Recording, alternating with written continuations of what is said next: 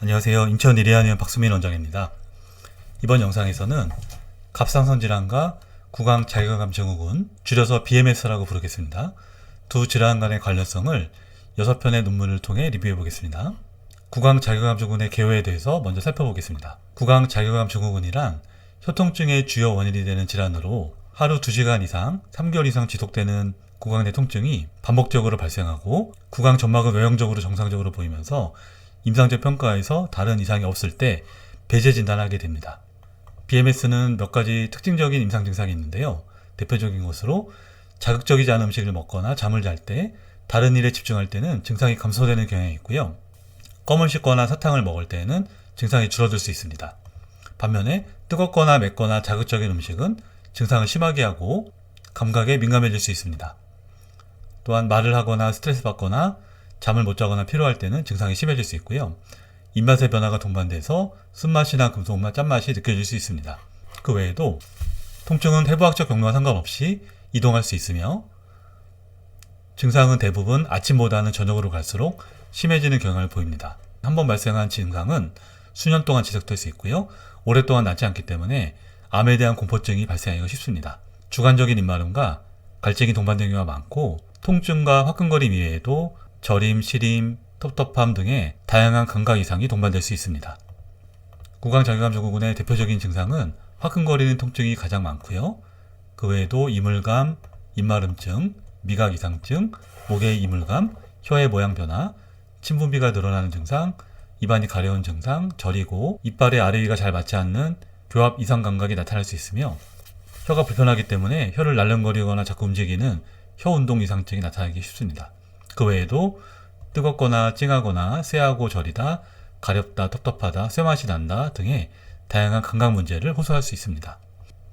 BMS의 발생 부위는 혀 앞쪽이 가장 많지만 입술과 잇몸, 뺨 안쪽, 입천장, 혀 아래, 혀 안쪽과 목구멍 등의 구강 내 모든 점막에 발생할 수 있습니다. 구강 자결감 증후군의 원인은 국소 요인과 전신 요인으로 나눌 수 있는데요. 전신 요인에는 갱년기와 당뇨, 쇼그렌 증후군, 류마티스 관절염 그리고 갑상선 기능 저하증이 포함됩니다. 그 외에도 심리사회적 요인이 크게 작용하는 것이 특징입니다. 또 다른 논문에서는 BMS의 원인에 내분비 교란이 들어가 있는데요. 여기에는 당뇨와 갑상선 질환, 폐경, 호르몬 부족증이 포함되어 있습니다. 갑상선 질환에는 저하증으로 이어지는 하시모토 갑상선염과 항진증으로 이어지는 그레이브스병이 대표적입니다. BMS 원인이 되는 갑상선 질환, 저하증인 하시모토 갑상선염과 항진증인 그레이브스병에 대해서 간단히 알아보겠습니다. BMS 환자들한테 갑상선 항체들이 많이 발견되는데요. 어느 정도 비율로 발생하는지 관련된 내용을 살펴보겠습니다. 2020년 한 논문에서 884명의 BMS 환자와 442명의 일반인을 대상으로 해서 갑상선에 대한 자가항체의 발생 비율을 비교 분석했습니다. 갑상선에 대한 항체는 크게 세 가지로 나누는데요. 이번 연구에서는 TG에 대한 안티바디와 TPO에 대한 안티바디 두 가지를 비교했습니다. TG는 콜로이드 형태를 띠는 단백질로 갑상선 호르몬의 전구물질입니다. TPO는 갑상선 호르몬을 생성하는 대표적인 효소입니다.